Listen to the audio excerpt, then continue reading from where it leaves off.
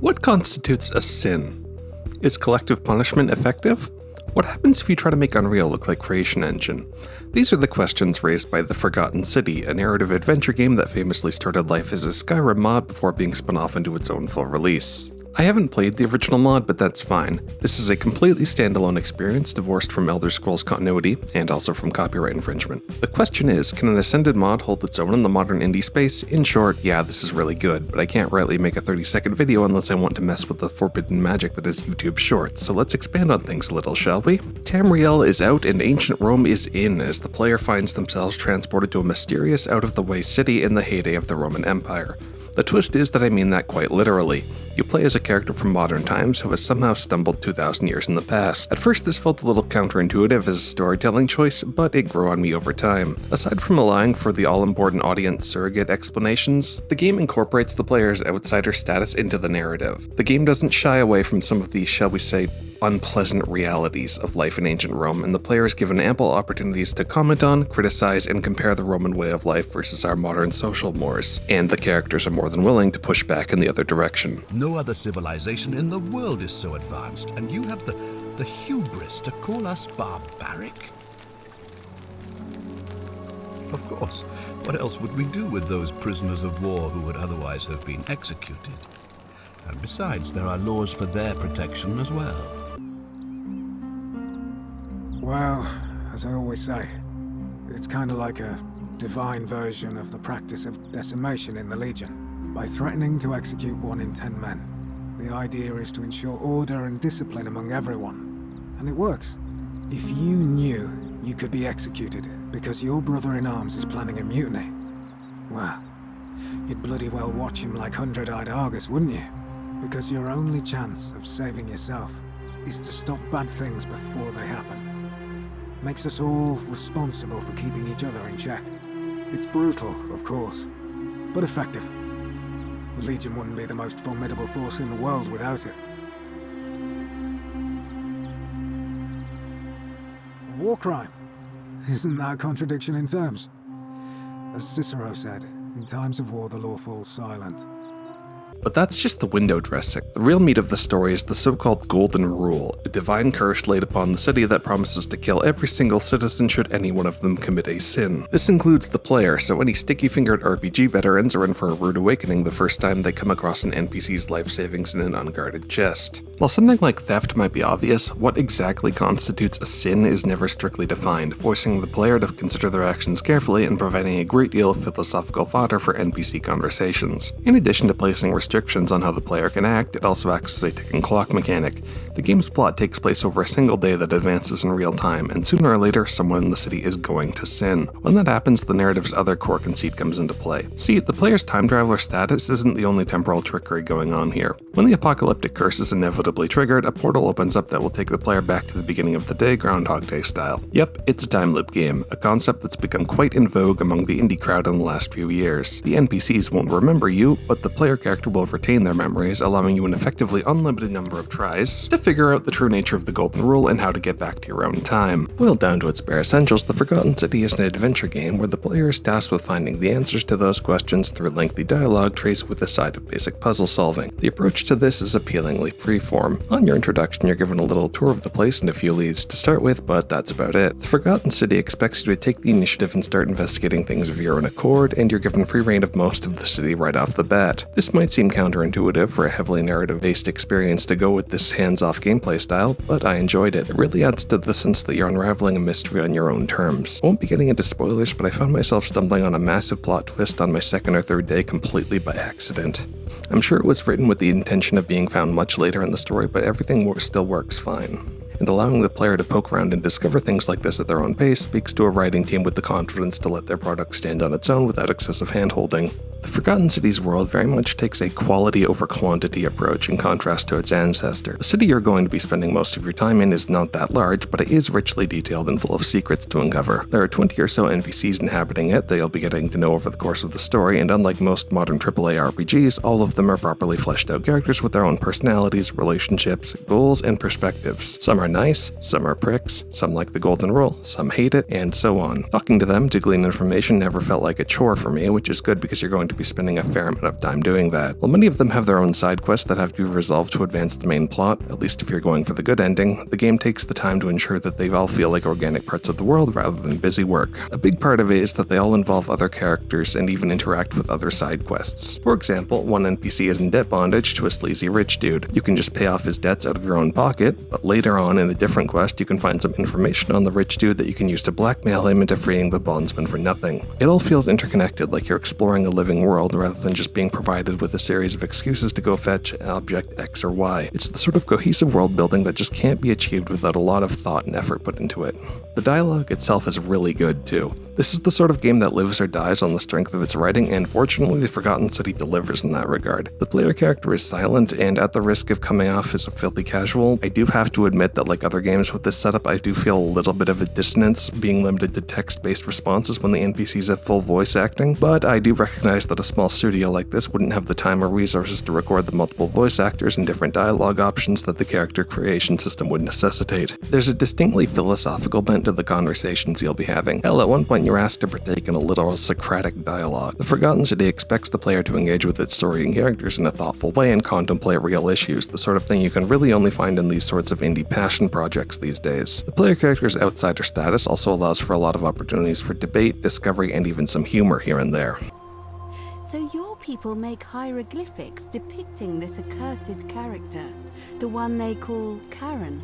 The devs also clearly took a lot of pride in their research. Not only do characters frequently include historically appropriate details in their dialogue, there's even a bunch of interactable mundane objects with some descriptive flavor text scattered around, making the Forgotten City almost kind of an educational experience. It's not forced down your throat though, and the only time the game actually forces you to sit down and listen to one of these history tours is a brief lesson on Roman mythology that's integral to the game's plot. If you hated high school history and don't remember a shred of anything Greco-Roman, worry not. Having some knowledge on hand will enhance the experience, but it's not necessary, and the game does a good job of weaving exposition into the narrative. The story unfolds naturally and organically as you explore the world day after day and discover new secrets and hidden pathways, both literal and narrative. Progress is broken up into multiple quest lines to make things easier to keep track of, and also likely a nod to the game's roots as an RPG mod. While the Forgotten City is very much an adventure game, you don't have to worry about the sorts of bizarre logic puzzles or tedious contrived riddles the genre was known for in the past, like when Grim Fandango decides to take a break from the plot to make you do math homework. On the contrary, I suspect folks who have played a lot of adventure games will probably find the Forgotten City a little too easy. The quest log makes it easy to keep track of your leads, the player area is pretty small, and there's only a handful of interactable objects. I was never at a point where I wasn't sure what to do next. The actions the game needs you to take are pretty heavily signposted, and there's literally a disembodied voice whispering hints to you like the ghost of a murdered GameFAQs writer. If you're the sort of person who enjoys throwing yourself at really obscure puzzles, well, first off, why? And second, you probably won't find this very stimulating. The puzzles in the Forgotten City exist to serve the narrative, not the other way around.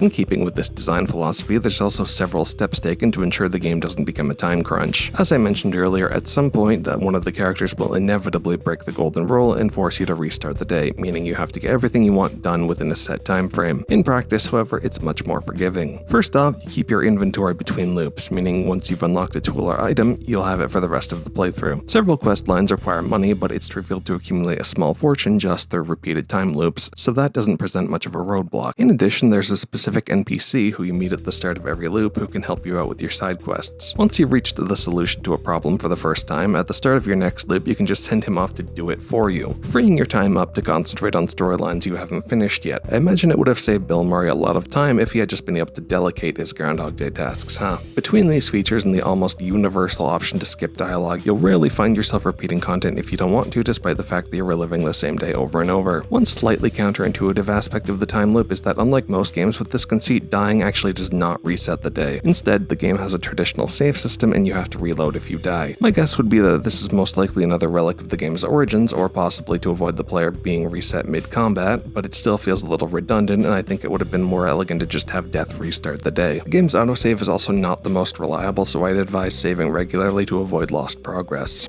Not that you're going to be dying much. Aside from the occasional fall from a high place or running afoul of the curse on your way to the time portal when the day resets, the only real risk to life and limb comes in the form of the game's small handful of combat encounters. While these aren't awful, they're easily the weakest part of the game. It feels like something included out of half-hearted obligation rather than any real passion for it, because it's about as bare-bones a combat system as you can get. There's only one enemy type, basically a not zombie, and there's only one weapon, a bow, so there's no strategy involved. You just backpedal and keep twanging away until they're not moving anymore. I suspect this is another holdover from the original mod because it doesn't really fit in with the rest of the game, and it certainly doesn't have the level of polish the narrative elements received. I'm far from the only one to make this point, but it's true. The combat encounters could have easily been cut without losing much.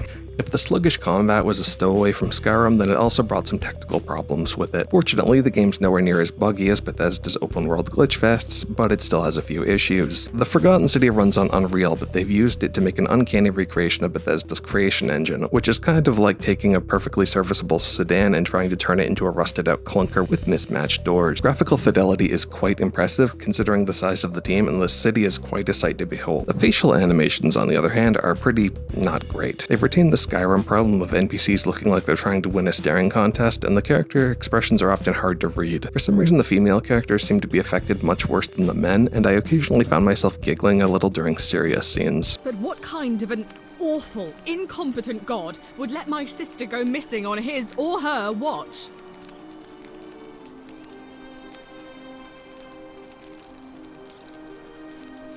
Did you hear that? Curse you, you coward! Where is my sister? What do you have to say for yourself? No response. Nothing. That's what I thought. Look, I get that this was a small team with a small budget and 3D animation is hard and time consuming, but at the end of the day, I have to point issues like this out if I want to remain honest. It's mostly smooth sailing for the rest of it. This isn't the most mechanically complex game out there, but I will say that there is some major hitbox dissonance with some of the contextual button prompts. Seriously, when you try to use a zipline, I swear the prompt isn't even in the same postal code as the model. In terms of value, I will say the game is a little on the short side. You can actually get 3 of the 4 endings within an hour or so, but the game pretty heavily incentivizes you to seek the good one. It's even called the canon ending in an achievement, and it's really the only one that offers a proper narrative conclusion. Word of warning, you'll have to reload a save if you want to pursue a different ending, so be aware of that. I won't spoil the ending, especially since the devs even put a note in the main menu politely asking YouTubers not to show it, but I will say I think it'll be a little more divisive for some than the rest of the experience. In the last leg, the story takes an abrupt shift that can be rather jarring, and it all culminates in an extremely long info dump that kind of verges on over-explaining the nature of the curse in the city. One other nitpick, you're introduced to a human antagonist partway through the story, but they kind of get sidelined once the origins of the Golden Rule takes over the plot. I won't reveal their identity, but the game does a good job of making you hate their guts, so it's a little jarring that in the proper ending, you don't even see them. Another character just gives them their comeuppance off-screen and you learn about it after the fact. It'd be like if at the end of Die Hard, Hans Gruber was just arrested off-screen. It's a shame because I was honestly hoping I would get to bring about their downfall myself, and having it done by someone else without me even being there to see it just seems unsatisfying. A handful of questionable design choices and slightly dodgy ending aside, on the whole I can heartily recommend The Forgotten City. It's a solid, well-crafted narrative that immerses the player in a rich, lived-in world and really asks you to think. The dev team's obvious passion for the project really shines through, and if you're tired of copy-paste open worlds and live service grindathons, you'd be hard-pressed to find a sharper contrast. For those who appreciate strong narratives in their games, this is definitely one to add to the list.